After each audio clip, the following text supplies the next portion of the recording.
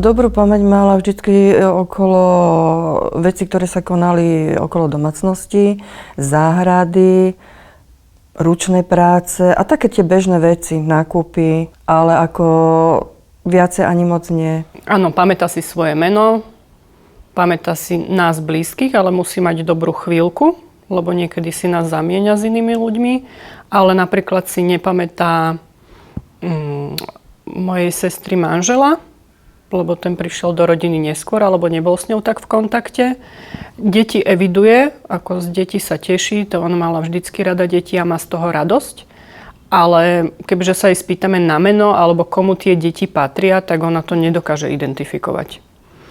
A už si v podstate nepamätá ani také tie základné geografické veci, alebo ani ročné obdobie. Už ju nezaujímajú, že aký je mesiac, aký je deň v týždni. Vždycky toto skôr tak ju skúšame, že či vie sa zorientovať, ale v podstate už nevie. Minulosť niečo si pamätá, niektoré veci stále opakuje, ale napríklad už niektoré veci jej vypadávajú. Už si nepamätá, ako sa sestry volali, nepamätá si, že vlastne bývala niekde inde ako posledné bydlisko. To záleží podľa toho, či začne sama rozprávať, tedy hovorí, ale keď sa pýtam, odpoveď nepríde. Pamätať si alebo zabúdať, čo je pre človeka výhodnejšie. Pre nás ľudí je typické, že žijeme v prítomnosti, o budúcnosti často snívame a na minulosť spomíname. Naše myšlienky a činy sú ovplyvnené práve minulosťou. Formuje, kým sme, kam smerujeme, ale čo presne je pamäť?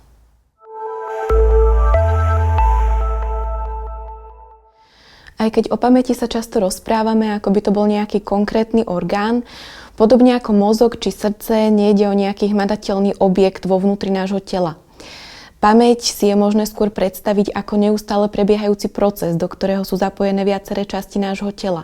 A samozrejme predovšetkým nášho mozgu. Pamäť začína v našich zmysloch, pretože to je spôsob, akým spoznávame svet, ako si tvoríme skúsenosť. Ak sa zamyslíte, tak všetky vaše spomienky sú tvorené tým, čo ste niekedy videli, počuli, ochutnali, ovoňali alebo čoho ste sa dotkli. Náš mozog sa ale zároveň rozhoduje, ktoré z informácií je potrebné si uchovať aj na neskôr. Keby sme si zapamätali každý okamih nášho života, náš mozog by sa veľmi rýchlo preťažil a nebol by schopný fungovať. Vedci preto rozdeľujú pamäť na kategórie na základe dĺžky trvania spomienky. Dlhodobá pamäť, typ, ktorý je nám najviac známy, je využívaný na uloženie informácií, pozorovaní a príbehov nášho života. Takzvaná pracovná pamäť slúži na ukladanie rovnakých informácií, ale na kratšiu dobu. Tak dlho, ako informáciu potrebujeme. Napríklad pracovná pamäť nám umožní udržať si v mysli číslo strany v časopise, kým ju nenalistujeme. Najkratšie spomienky trvajú len niekoľko milisekúnd. Ide o tzv. Ultrakrátkodobú pamäť a tá trvá tak krátko, že o nej málo kedy uvažujeme ako o pamäti. Každý z typov pamäti je spojený s určitým procesom v mozgu. V minulosti experti opisovali pamäť ako takú zaplňajúcu sa kartotéku plnú individuálnych pamäťových priečinkov, do ktorých sa informácie ukladajú. Iní prirovnávali pamäť k neurónovému superpočítaču uloženému na určitom mieste v ľudskej lebke, ale dnes vieme, že pamäť je oveľa komplexnejšia a nie je uložená len v jednom mieste v mozgu. Ide o proces zapájajúci mnoho jeho častí. Za analýzu rôznych senzorických vstupov a rozhodovanie, či sú hodné ich zapamätania, zodpovedá taká časť v mozgu, ktorá sa nazýva hypokampus. Vedci veria, že spomienky, ktoré sú vytvorené hypokampom, sú uložené vo viacerých oblastiach mozgovej kôry, čo je veľká vonkajšia oblasť mozgu, ktorá je bežnejšie známa aj ako šedá hmota. Každý z nás z času na čas zabúda a je normálne, že s vekom sa naša pamäť mení. V určitom ohľade k lepšiemu, v dlhodobej pamäti je stále väčšia zásoba vedomostí a znalostí a v určitom ohľade aj k horšiemu, najmä v oblasti učenia sa nového.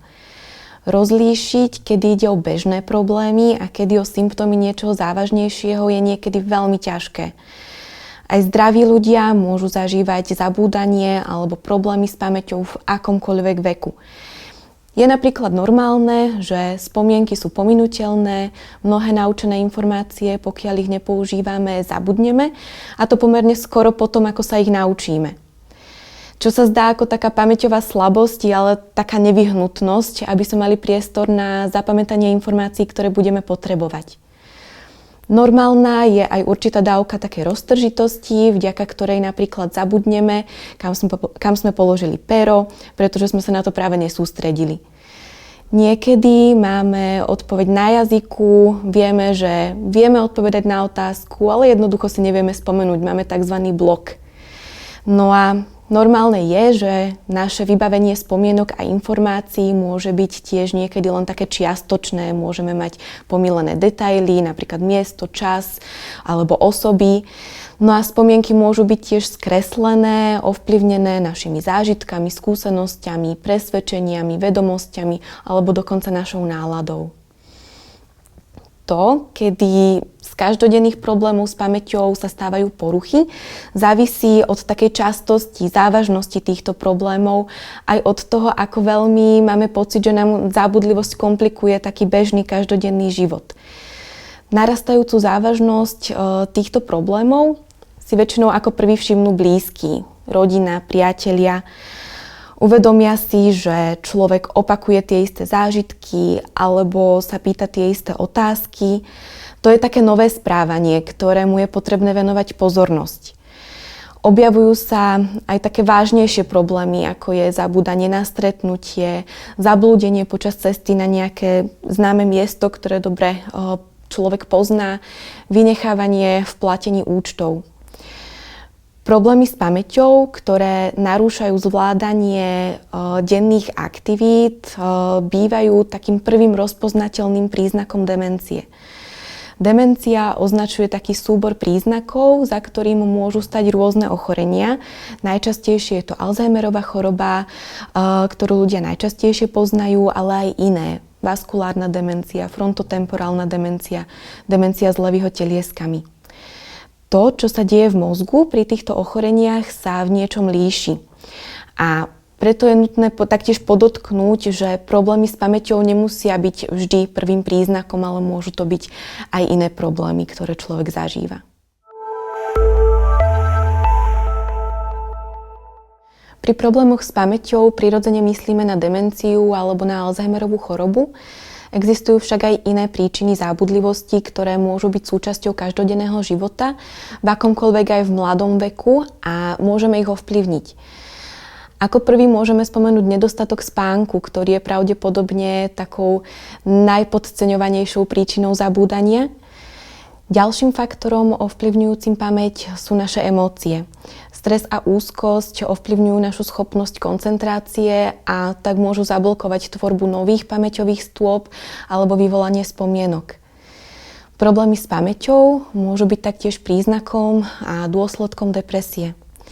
Našu krátkodobú pamäť môže ovplyvniť aj množstvo alkoholu alebo určité lieky, ktoré užívame. Pamäť môžu ovplyvňovať aj ďalšie ochorenia, ktoré s ňou zdanlivo nemajú nič spoločné. Symptómy demencie môžu spôsobovať aj ochorenia srdcovo-cievneho systému, znížená funkcia štítnej žľazy, neliečený diabetes, nedostatok vitamínov B alebo nádorové ochorenia mozgu. Liečba týchto ochorení môže tieto symptómy opäť odstrániť. A je mnoho príčin toho, prečo naša pamäť nemusí byť v poriadku. A zabúdanie sa môže týkať ľudí v rôznom veku. Netreba ho preto v žiadnom prípade podceňovať a bagatelizovať bez ohľadu na to, koľko máme rokov. Práve preto je vhodné radšej vyhľadať pomoc. Vo vzťahu k vyhľadaniu pomoci väčšinou vnímame dva typy správania. Niektorí ľudia majú starosti a obavy a chcú sa nechať otestovať, chcú vedieť, čo sa deje. Iní sa tomu vyhýbajú, pretože sa boja dôsledkov. Nech je však príčina problémov s pamäťou akákoľvek, vždy existuje pomoc. Ak pociťujete problémy v oblasti pamäti alebo aj iných poznávacích funkcií, alebo takéto problémy pozorujete u svojho blízkeho, obráťte sa na odborníka. Ak idete k vášmu praktickému lekárovi na prehliadku, spomente mu aj to, že začínate pociťovať problémy s pamäťou. Môže vám urobiť orientačný test alebo vám odporúčiť špecialistov vo vašom okolí, ktorí vám pomôžu. Medzi takýchto odborníkov patrí klinický psychológ, neurológ a psychiater. Psychológ vám vyšetrí pamäť a iné poznávacie funkcie a na základe výsledkov vás pošle na vyšetrenie k neurologovi alebo k psychiatrovi a títo odborníci sú zodpovední za potvrdenie diagnózy na základe vyšetrenia krvi a mozgu a taktiež sú zodpovední za farmakologickú liečbu.